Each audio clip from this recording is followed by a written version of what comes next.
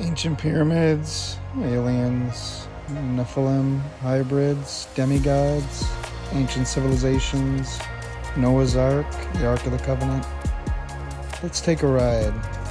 Try to stay with me.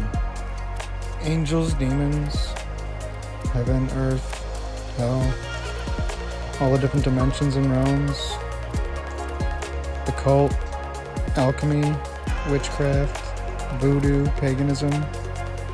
What if it all links together? When you start to step back and look at it and dig into all of this, it's pretty interesting. Total number of fallen angels, the ones which made entrance to this place, came in and interbred with human beings. This created all sorts of little uglies and unfriendlies, including the giants. There's also indications in the text that this wasn't necessarily voluntary.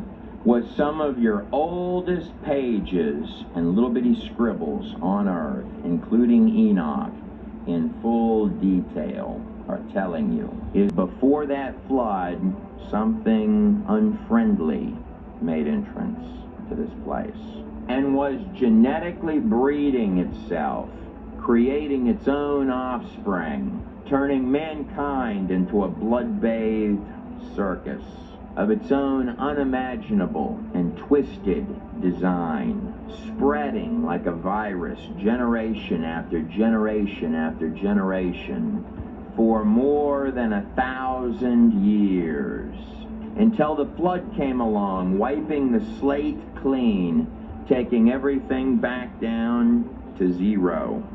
But then afterwards, another little bitty door opened, and perhaps what was in the past might slowly creep its way back in for a final show. It's my extremely strong opinion that the bulk of the hundreds of truly strange bones and enormous skulls, unlike man, in this video came after the ancient flood. Nephilim were on the earth in those days and also afterward. The giants turned against them and began to devour mankind, the underworld. When you hear Luciferians and occultists throughout every age talking about the ability to summon little spookies, things that most certainly do not have your best interest at heart, or entities, very tangible things. Not only does it hate you, it wishes that it could be you. It's my extremely strong opinion that they are not making that up. This was believed to be a dimension running parallel, side by side with the earth, and equally as real, a place full of hate, anger, bondage, terror, total lack and despair, a place where mankind is herded up and cast to the fangs of a vast array of frightening things. But in the very halls of pentacles of power throughout the ages of earth, men from nearly every age of empire, both great to small, in pursuit of mankind's age-old hang-ups, lust, greed, power, or the really big one that goes all the way back to the serpent in the garden itself.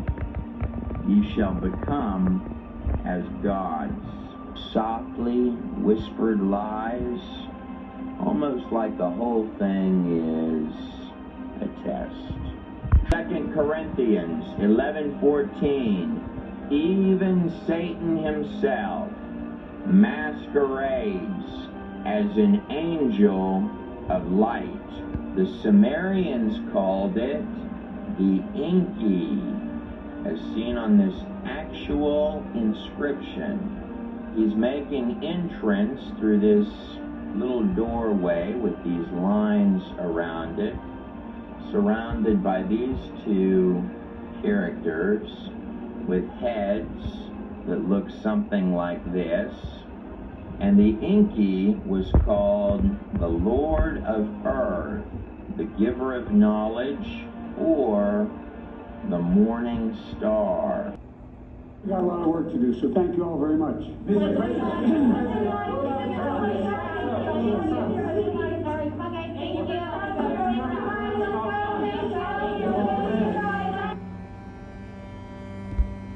We're up to 2.5 million people. You've repeatedly stated that our borders are not open, they're closed.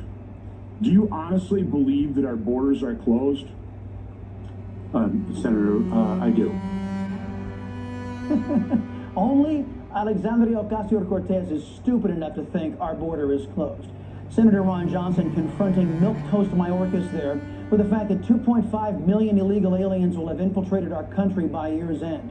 And Mayorkas laughingly claiming that our border is closed. Even CNN is losing patience with propaganda over substance that is emblematic of socialist Democrat rule. This is something we haven't seen before. This camp inside of the United States with thousands of people. What is the reticence to call something that is so clearly a crisis? A crisis. I call it a heartbreaking situation. Wow, propaganda. Hey, remember, Biden's push for illegal immigration is harming Americans and illegal aliens alike. And absurd denial is all this feckless administration has left. I remember President Trump would talk with the press for hours. Then that same press unfairly maligned Trump and then had the gall to hide Biden's loss of mental capacity, his racism, and his temper from their audiences. Now they're complaining about the guy they helped put into office. Mr. President, what's your reaction to the images from the southern border? Get it under control. You got it under control, or you have it under control? Meetings were a mistake. They didn't result in what he purported, and I cut them off. You know, that goes back a long time ago now. So there's nothing new on that. It was reported that you continued to meet with him over several years, and that, in other words, a number of meetings. What did you do when you found out about his background? Well, I've said I regretted having those dinners, and there's absolutely nothing new on that. Is there a lesson for you, for anyone else looking at this? Well, he's dead, so, in general, you always have to be careful. I'm very proud of what we've done in philanthropy, very proud of the work of the foundation. That's what I get up every day and focus on. Everywhere she goes, Ouyang Hallyu is followed. What she buys, how she behaves, is tracked and scored to show how responsible and trustworthy she is. It's called the social credit system, and in one version now being tested, a person's reputation is scored on a scale of 350 to 950. And Hallyu, with a good score of 752, is okay with it. In fact, most people are. Is a mechanism pushes you to become a better citizen?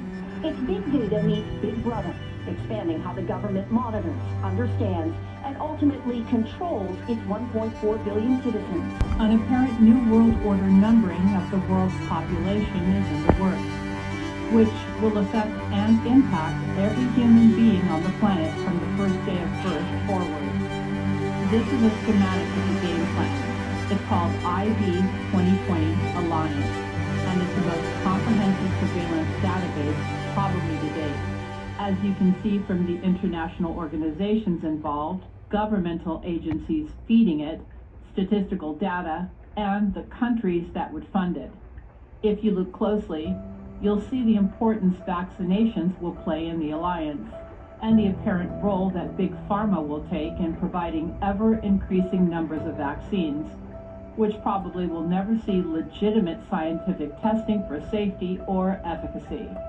It's called ID 2020 Alliance, and is the most comprehensive surveillance database probably to date.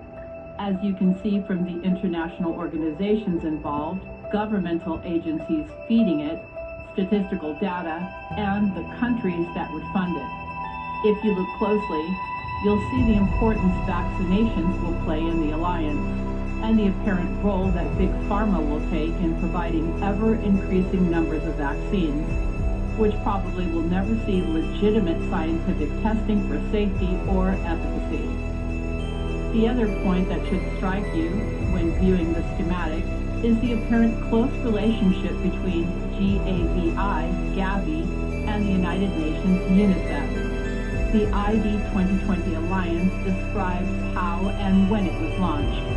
Gavi was officially launched at the World Economic Forum in 2000, at a time when multiple organizations were pursuing siloed approaches to immunization, leading to inefficiencies and ineffectiveness in the market for vaccines. The organization's founding partners, including UNICEF, the World Bank, the Bill and Melinda Gates Foundation, developing and donor governments, and others, recognize that uncoordinated programs and unpredictable financing were hindering vaccination efforts, and hypothesized that streamlining funding was a critical driver of a coordinated approach. As such, the Alliance not only coordinates action on the ground, but achieves scale and impact by operating as a multi-stakeholder partnership around a single funding entity. The Alliance raises a single fund to support global immunization efforts, then channels that funding into vaccination programs meeting criteria determined by Alliance partners. The result has been coordinated programs, efficient use of funding, and a large pooled market for vaccines that has driven down the cost of vaccinations for more than 800 million children worldwide. The world today has 6.8 billion people. That's headed up to about 9 billion. Now, if we do a really great job on new vaccines, healthcare, reproductive health services, we could lower that by perhaps 10 or 15%. Folks, if you haven't realized it yet, that digitalization and technological pushes can and probably will make life unbearable. Acceptance of all that technology that everyone thinks is so fantastic has now become the albatross around everyone's neck. You no longer will be your own person. You'll be owned by technology. So, what happens if you don't want to comply with all the toxic vaccinations? Well, remember that in 2016, the CDC exercised a hugely anti-constitutional mandate that everyone be quarantined or jailed without legal representation for not taking vaccines, and even fined up to $500,000.